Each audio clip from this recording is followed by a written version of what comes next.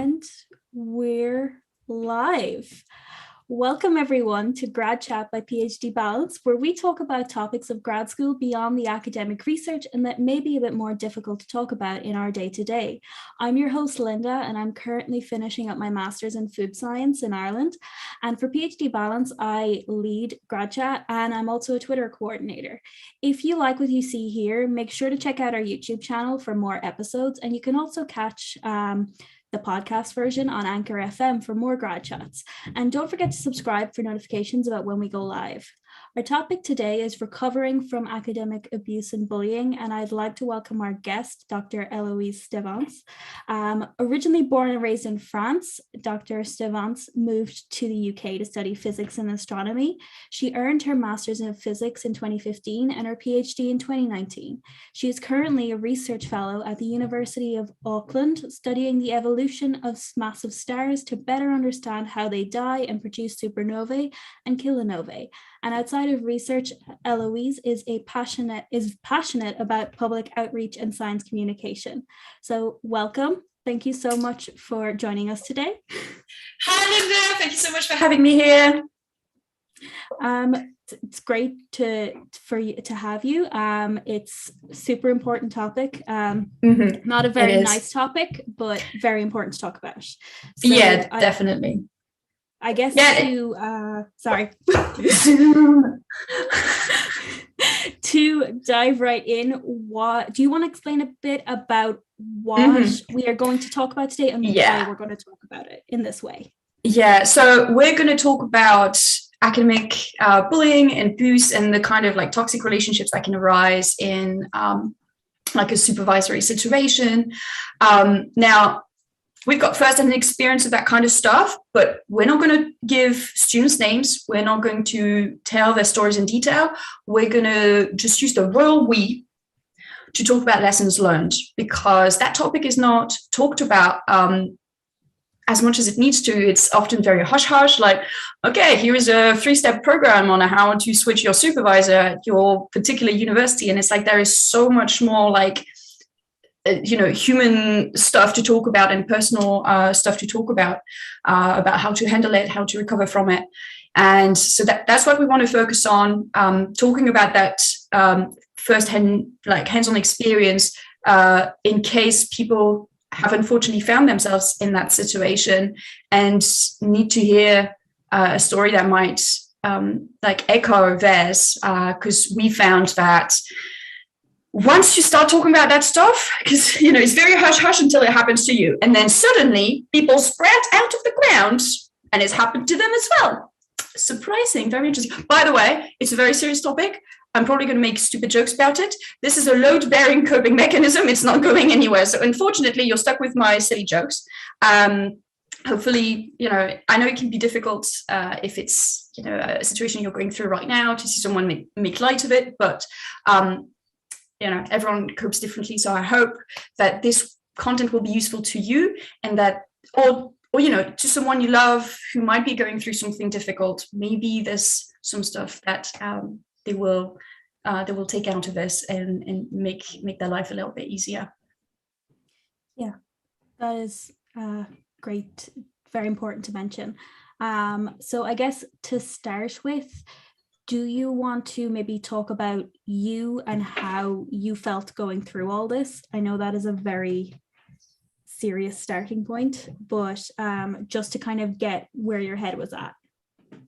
Yeah, so when like you're going through that kind of stuff, talking to a lot of people about these topics, we found that oftentimes people are gaslit, people are dismissed, people's concerns are kind of like toned down by university and leadership, etc., or by just the environment that they're in, and they might feel like they're overreacting.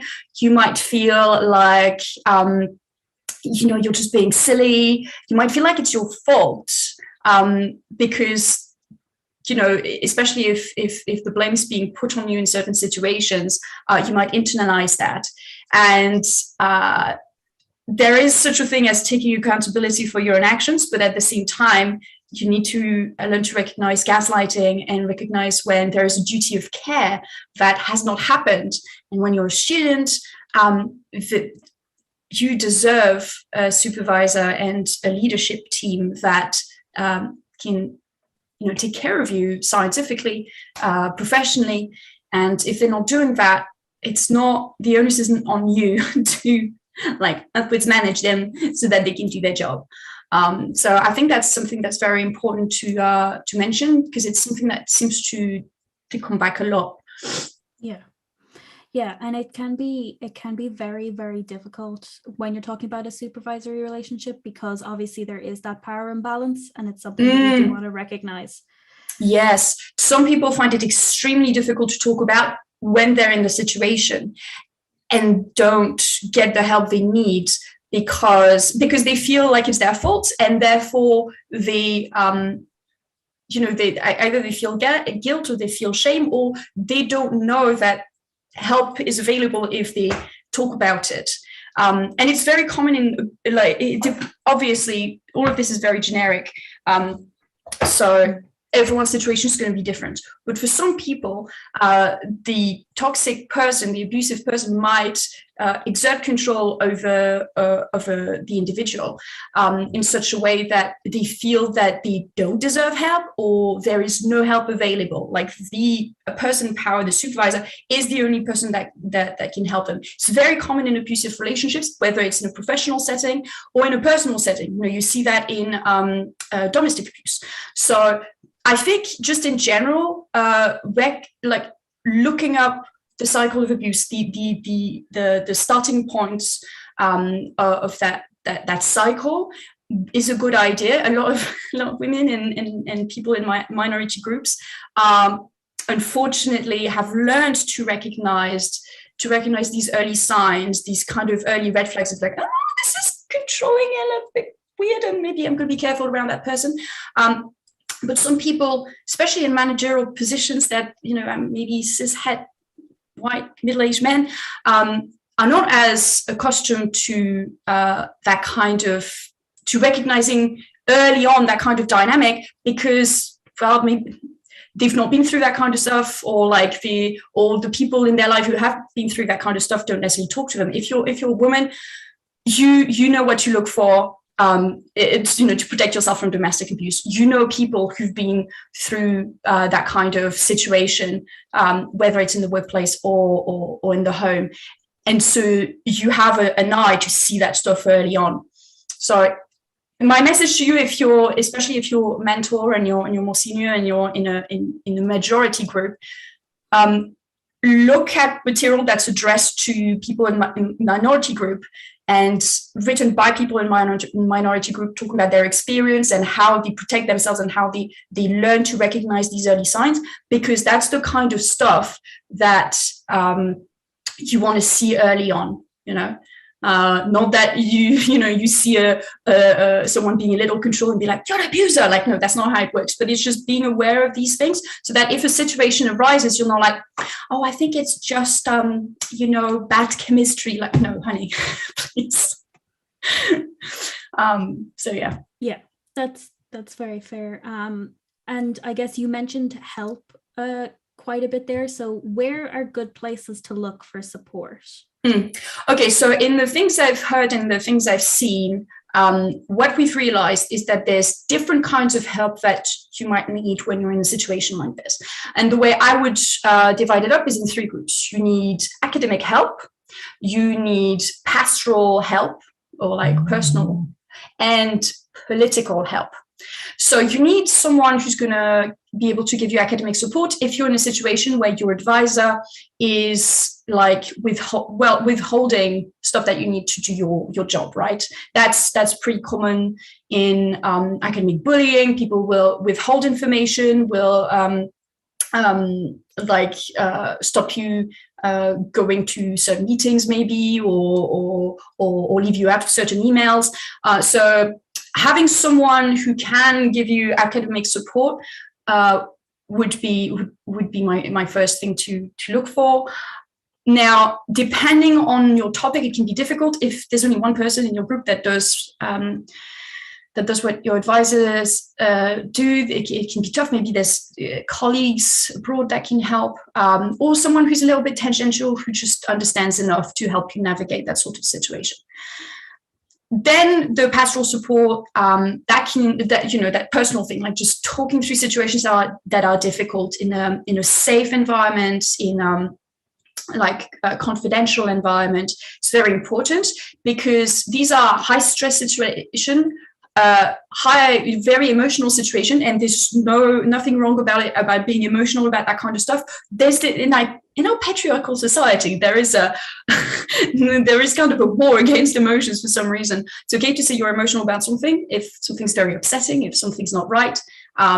You need to sort out your feelings, and doing it with someone else can be very helpful to kind of realize, okay, what's actually happening? Why am I feeling this way? What are the facts? And exactly how messed up is this? And how do I want to move forward? What do I want? Like not just in the moment, but what do I want moving forward? Then the political help. And that person could be, if you're not comfortable talking about someone in your department, maybe someone who's not a scientist, maybe a friend, whatever you need to feel safe, if you don't want that information to, especially if you're like crying or venting or whatever, and you're like, I don't want people to see me like that. It's perfectly understandable. Maybe talk to family, friends. And then this, go on. Oh no, I was just going to say you have to be careful there with certain countries, because in certain countries, all university staff are mandated reporters. So if you report something, they have to report it to the administration. So you do need to be careful on your country's laws there. Yeah. Look into the country's laws, look into the university guidelines, that kind of stuff. Maybe if you have student representation, like a graduate student representative, maybe that person can help and find information for you anonymously if you don't want to be like, oh, this person asked about academic bullying. I wonder what could possibly be happening. You know what I mean? So you can do things like two-step remove to protect yourself. And so then the other thing is navigating the political landscape of academia can be very difficult when you're younger, when you're newer to this working environment, because like sometimes, very often, people go from their bachelor's degree, their undergraduate, their master's, whichever, to grad school in their early 20s. They've not necessarily been in the workplace a lot, or it's workplaces like Starbucks, McDonald's, retail, that kind of stuff. It's very different from a sort of office politics environment. And that can be tricky to navigate on your own when you're young, and you don't have to navigate that on your own.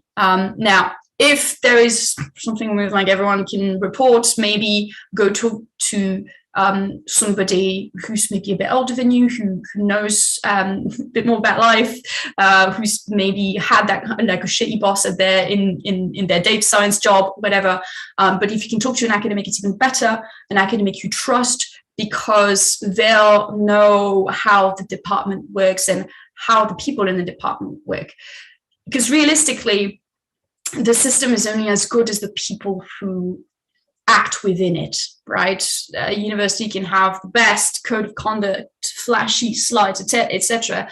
The people within your department are not willing to take decisive action, or they're waiting for something specific to happen, or they have kind of a mindset or a certain lens they're looking at things through. Things might not happen the way you expect, and understanding these like very real human relationships within the department might be tricky when you're like a younger graduate student who's not known these people for 10 years, you know what I mean? So understanding that can be helpful. It can be helpful to have someone to help you navigate that and help you navigate how things are going to be taken. So if a situation has arisen and it's messed up and everything, but you go directly to like formal complaint, change supervisor, even if it feels like the right thing to do, it might not be in your best interest, and you would like for other reasons or the very human reasons, and it's something that somebody within the department with that experience of the people who work within it can help you navigate. What is the best step now? What is the next step? What do we do now? What are navigating university policies as well? Jesus. It's helpful to have someone to help you navigate. So having a support network is super important, because you shouldn't deal with that stuff on your own. I mean, like when a colleague sends you a crappy email, like I personally, I don't deal with it on my own. I talk to my friends. I'm like, oh my God, I'm like a menace guy. And then I have them read my email so that I'm not passive aggressive or escalating the situation. Like, you know what I mean? It can be a team effort. So yeah, finding your support network, building your support network is super, super important to keeping your sanity, if anything, so that someone else can be like, yeah, that's fucked up. That's not, they're like, that's you should not be going through this. That's super important. No, that's very, very important. And support is one of the most important things, just in general, but especially when you're going through messed up situations. Mm-hmm. And I guess one thing you mentioned when we were talking before this was that sometimes people who you turn to help can have a bit of cognitive dissonance. How do you deal with that? Oh yeah, I think I was talking about the cognitive dissonance you can feel as the person asking for help when someone who is in a leadership position, who has helped in the past, who is well-intentioned, who is generally a good person, utterly fails to be a good ally, kind of through ignorance of sheer ignorance or a bit of apathy. And it kind of goes back to what I was saying earlier, how some people in majority groups don't see the things that people in minority groups like accustomed to, like recognizing earlier signs of like, this is messed up, this is going to get worse, I know this is going to get worse because I recognize this pattern of behavior. How these people can take a kind of maybe a pathetic approach to dealing with the actual situation. So what we've seen is people in leadership positions like saying things like, it's bad chemistry, or, oh, I just wish we could focus on the science, when people were asking for like long-term solutions, or like dealing with the big picture rather than every single instance of little messed up thing. And it's a little short-sighted and completely based on your experience as a privileged person who can just focus on the science. You just need to turn around and bam, there is science. But for the person in the difficult situation, they don't have a choice, because their livelihood might be at stake. There might be like clear sabotage going on that will mess with their science. And they might see, well, I know this pattern of behavior like indicates that this person is going to like go further with this, keep going, and maybe even go further with this, unless we get to the bottom of what is happening, and or just hold them accountable and take decisive action to say, you can't behave like that. This is not acceptable. This is not in the spirit of the code of conduct of our department. This is not in the spirit of how we want people to collaborate in our teams. Yeah, so you can see that a fair bit in leadership in many different places. And the cognitive dissonance arises when you see that stuff and it's like, but this is a nice person. This is a good person who's helped me maybe get that job, who's helped me with my science, who genuinely is good, but is making decisions that I know are bad. I know are going to have negative consequences. I know are just the wrong things. And I think it's something that's so important to talk about. I've not heard anybody talk about it before, because it kind of adds to this, like, am I crazy of the whole like trauma of a situation. And also it makes you feel unsafe in the world in a way that because when we have this view, very naive view sometimes of, systemic discrimination, where, well, it's bad people in power that do the bad things. It's bad people that you can spot. They have an evil beard, a crazy laugh, and they have a villain Disney song following them around. But in reality, that's not how it works. These good people can do bad things, and we need to really, really, really repeat that, especially when we're in unconscious bias courses, so that people can catch themselves and can keep asking themselves, am I propagating something dangerous here? Am I allowing a toxic behavior to thrive in this environment? Because it can be difficult. It's just people want to be good. People think they're good people. They're like, I want to help. I'm just trying to keep the peace because it's better that way. And it's like, not necessarily. It's better for you to keep the peace because it seems like it makes life easier. But realistically, addressing that kind of behavior will rock the boat. If you address a toxic person in the workplace, if you hold them accountable, they're going to throw their toys at the pram. They're going to be really problematic for a while. But if you don't set those boundaries early, their behavior is just going to thrive, just going to get worse and worse. And I've never been head of department. I've never been head of a group or whatever. I don't know how much or how little power they actually hold to do something about it. But from what we've seen in loads of situations, it seems there's a little bit of apathy that comes from ignorance. Wrestling with that. Like if you've been in that situation where you're like, oh, this person's really nice, but they're not seeing what I'm seeing. They're not holding this person accountable. They're not like, am I crazy? It's like, no, you're not. It's just good people do bad things. You don't have to be super mad at them, but you can be mad at the thing they did. Like you can do those things simultaneously. You can respect, admire that person and be upset at one bad thing that they did. And I think that's something that, we'd never heard talk about before. So I wanted to make sure we mentioned it. Yeah, it's really, really important. And I always hear, like, I've heard so many people talk about things and they say that, people in the department are just like, oh, but that person is just like that. Or maybe you're reading too much into it. And it nearly... This reminds me of the missing stair analogy. Have I told you about the missing stair analogy? Hang on. I discovered that on TikTok, of all places. There's a Wikipedia page for it. And it's like the missing stair is a metaphor for a person within a social group who many people know is untrustworthy or otherwise has to be managed. So like you have to like in a special way, whatever. But who the group chooses to work around by trying to quietly warn others of their behavior rather than actually deal with them and their behavior openly. And this is like, oh my God, there are so many people in workplaces that we know that are like this. It's like, well, maybe they'll be in a room alone with that guy, or like, you know what I mean? Like, well, they're not. No, you need to be. Yeah, so many people.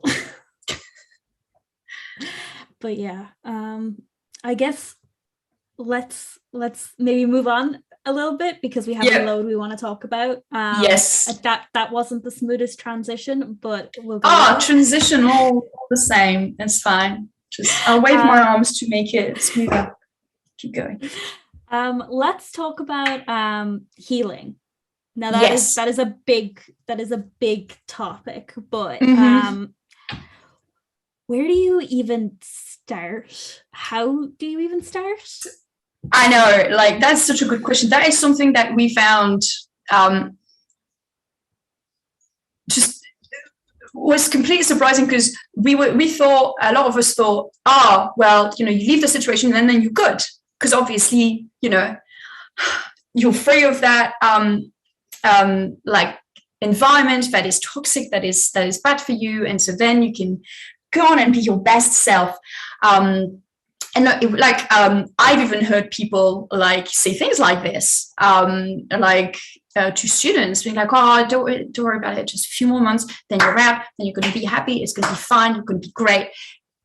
It doesn't necessarily work that way with trauma. When you've been in situations, whether it's big T trauma or small T trauma, it's an injury that takes time to fully heal, and unfortunately, just changing your environment is not necessarily going to do that. It's something crappy that happened to you, but it is your responsibility to heal it. There is work to be done. Now, it sucks, but at the same time, it's a powerful thought. Like, the fact that it is your responsibility to heal that stuff means that the onus is on you. It's not like you don't need to wait for closure or for an apology from the person who like wronged you, or from the leadership in your previous like workplace to like do something about that person. Of course, it would be nice to see them going like and crashing and everyone being like, oh yes, they're terrible and point, but that's not how the world works. And you don't need that to heal. It's a personal journey. And it's a scary but very, very powerful thought. Now, the thing we've realized is, and I was talking to a therapist once, and she said something amazing, which kind of gobsmacked me. She's like, well, the thing is, to heal from the trauma, like, you can't start processing your trauma until you're out of the situation, because when you're in the situation, you're just trying to survive. You're just trying to do whatever you need to get by. So you develop coping mechanisms, you develop strategies to deal with the environment you're in and do the stuff you need to do and get by. But once you're out, you're like, okay, what do I do with myself now? Because a lot of these coping. So, by the way, I should say, definitely not a doctor of the like mental health or anything. So please talk to a therapist. Obviously, if you're in that situation, I highly recommend talking to a therapist to like really sort through all of the ways in which it might have impacted you. But where was I? Got distracted. I didn't take my ADHD medicine this morning. This is going to be fun. Where was I? You were talking about therapists telling you common sense. Yeah, telling you common sense. Yeah. You can only start healing after you're out of the traumatic situation, and so you might feel worse just after you get out. Like you'll feel buzzing for a few days, a few weeks, and then you'll again, because there's so much of your life that you didn't even realize was impacted by that situation, and now you're out, and you've got all of some of these habits that were helping in the at the time that everything was happening, and maybe I've helped you for several years, and all of a sudden it's just hypervigilance. You're just paranoid about things, or you're just getting in your own way, and you don't even know, because it's just your monkey brain just being like, this is the safe thing to do. We do the safe thing. And it can take a while to realize all of the different ways in which, your behavior has been shaped by that experience, and all of the ways in which you need to relearn to exist in the world in a place that is safe, right? And I think that was one of the things we found the most surprising on the whole. And it can take several months, it can take several years. And I don't want to say this to scare people. I want to say this in case, like, if you're someone who's been in that kind of situation and like a year and a half down the line, you're like, I'm still thinking about this a lot. I'm still ruminating. I'm still overthinking my emails. I'm still overthinking interactions with people. I'm still overthinking about what happens next time I go to a conference, you're not alone.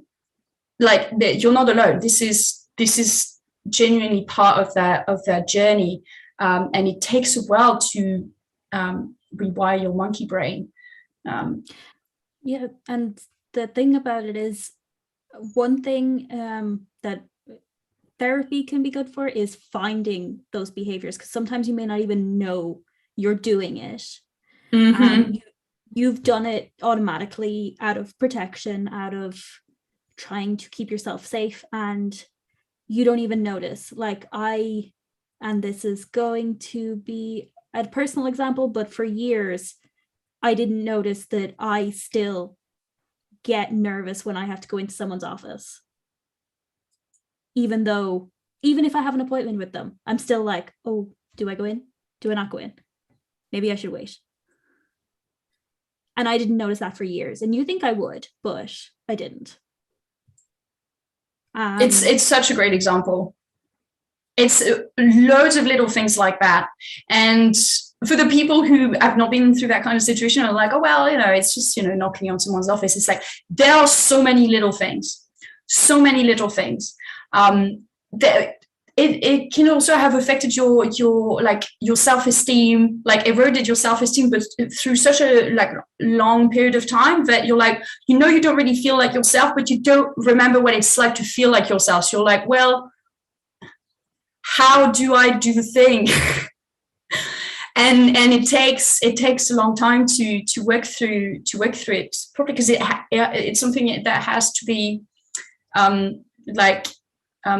thought through but dealt with every day. It's not just recognize the thing and then it never happens again. It's you're overthinking an email and adding sorries and exclamation and things everywhere, and then you have to be like, monkey brain, you don't need to do this. We are safe. It is fine. You don't need to apologize for asking a question.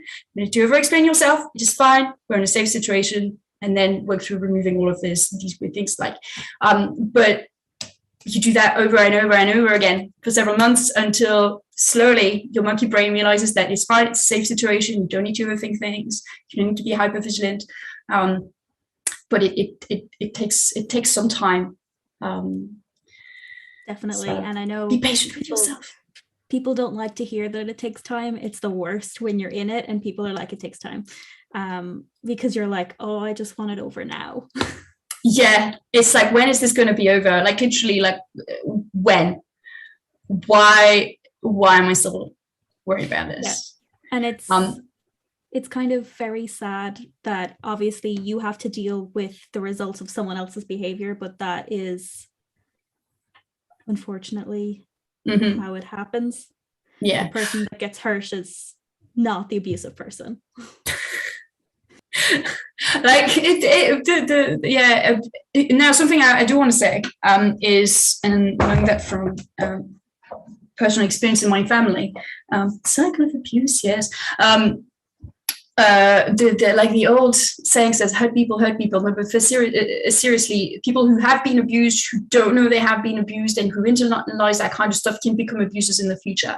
And that's one of the things that motivated me massively coming out of childhood and becoming a young adult, which, unrelated to the professional stuff, but still kind of similar, it can still happen in the workplace, to work through that stuff, because I knew that if I didn't, I might be in a position where I would fuck people up later in life. I was like, this is not happening. We're not doing this again. The cycle stops with me. And so it's important to do that kind of work, and not bury it. And also another thing I was thinking about when you were talking, something that can be tough in that, especially when it takes time, is you feel like the abuser still has power over you several months, a year later. But I find that it's not necessarily a useful way to think about it, because, you feel like you're not in control, there's still that dynamic. But in reality, the abuser does not have power over you anymore at all. The only thing that's happening is your monkey brain that is trying to keep you safe is doing its job.